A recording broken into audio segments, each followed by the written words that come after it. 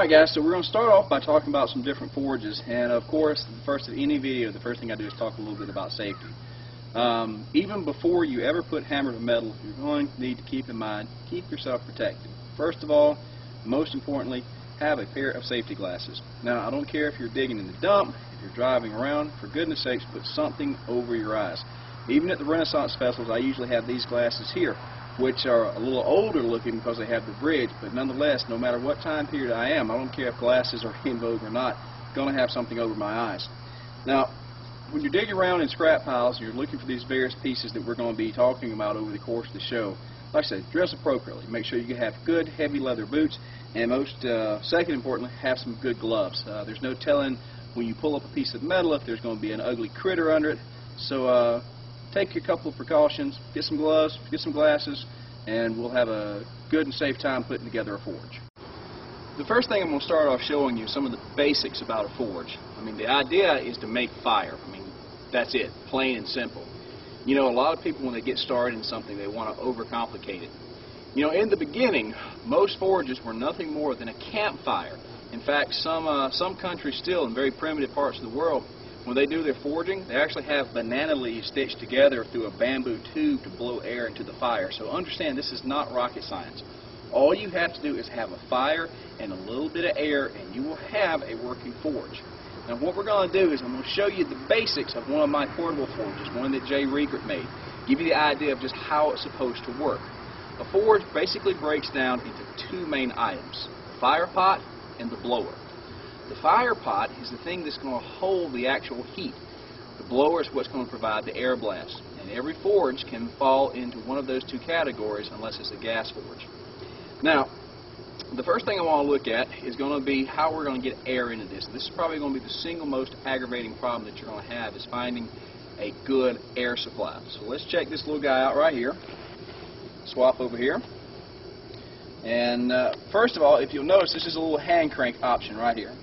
Now, by turning this handle, I actually create a burst of air. Now, some of you may have seen one of these before. This is called a hand crank bellows. Now, you can still find some of these on the internet. You can find a few around, maybe even on the farm every now and then. But the blower, this was an 1870s revolutionary item, because with the blacksmiths, beforehand you had bellows that were absolutely huge. And the bellows were so big, I mean 5, 6, 7 feet long, you couldn't do a lot with them. So when they came out with this machined, geared little item, it was a heck of an advancement. If you can find one of these, they are great to have. I mean, they will solve all your problems. You don't need electricity. You have a lot of control over your blast.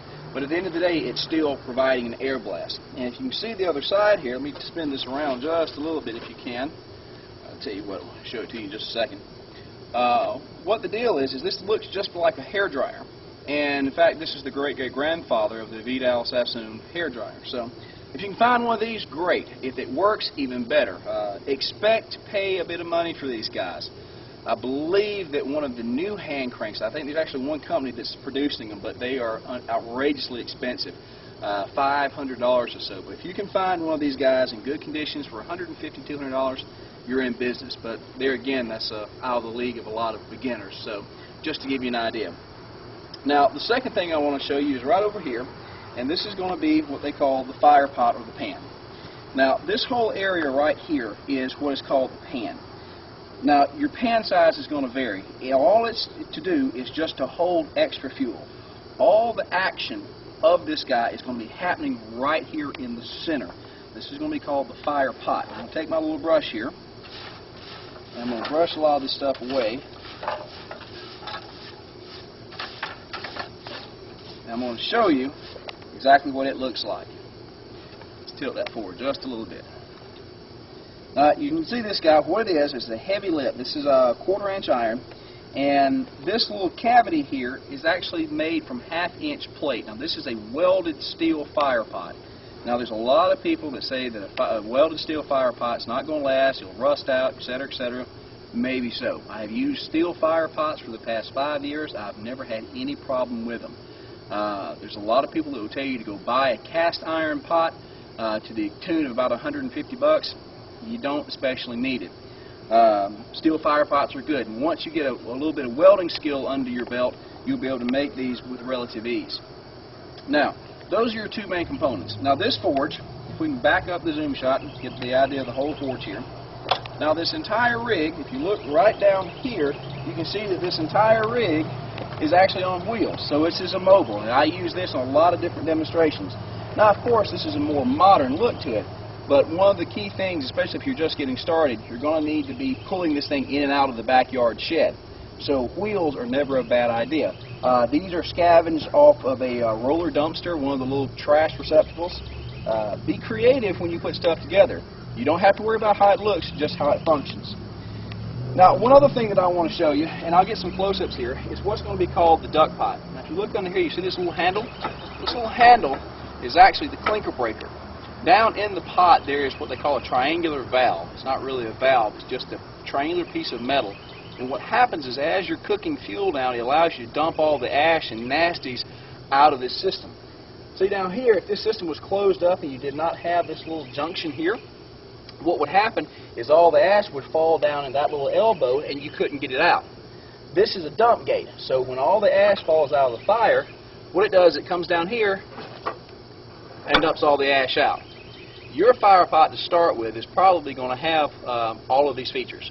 We're going to start with what they call the brake drum forge. I think everybody that's ever started in blacksmithing has made a brake drum forge. It's the easiest thing to make. You can buy it, you can put it together with parts you buy from the store, and a few parts you can find in the junkyard. But so this is a nice version of a forge, a really nice hand forge. Now what we're going to be building, we're going to go to the stores. I'm actually going to show you the parts to buy. It may not be as fancy, but once again, the whole idea is just to have the heat source. And when you get through with your regular forge, your brake drum forge, if you stick with it and you like blacksmithing enough, then you'll have the opportunity to upgrade to something nice like this. But the thing that you're going to need to put your forge together is going to be some sort of tubing or some sort of piping. Now it's got to be metal, and you've got to stay away from galvanized. Now we're actually going to go to the store a little later. I'm going to show you how to buy the stuff right out of the store, which is probably going to be the best option for most of you. But if you have experience or you have access to a MIG welder, you know a little bit about welding metal together, your options are going to be easily expanded. But the idea is you just need a piece of metal pipe. Now, I'm standing in front of my own scrap pile, and every blacksmith is going to have a scrap pile. And even if you're a tinkerer, you need a scrap pile because you never know when you need that odd piece. Behind me, I'm going to have several different pieces. If you look right here, you see I have some metal tubing. This is square tubing. It makes absolutely no difference if the pipe or tube is square or round. Remember, this is just going to be for channeling air. You want it no less than 2 inches in diameter. Anything smaller than that, you're just not going to be able to get enough air through it. So 2 inches minimum diameter, be it square or round. It needs to be metal. Now there's some thinner wall stuff out there. This is probably 3/16 of an inch thick, so this is heavy duty stuff. But any scrap pile, any junkyard is going to have this stuff. Now, the only way you can use this effectively is if you have welding skills or have somebody that can weld something up for you. If not, then we need to take a trip to the store.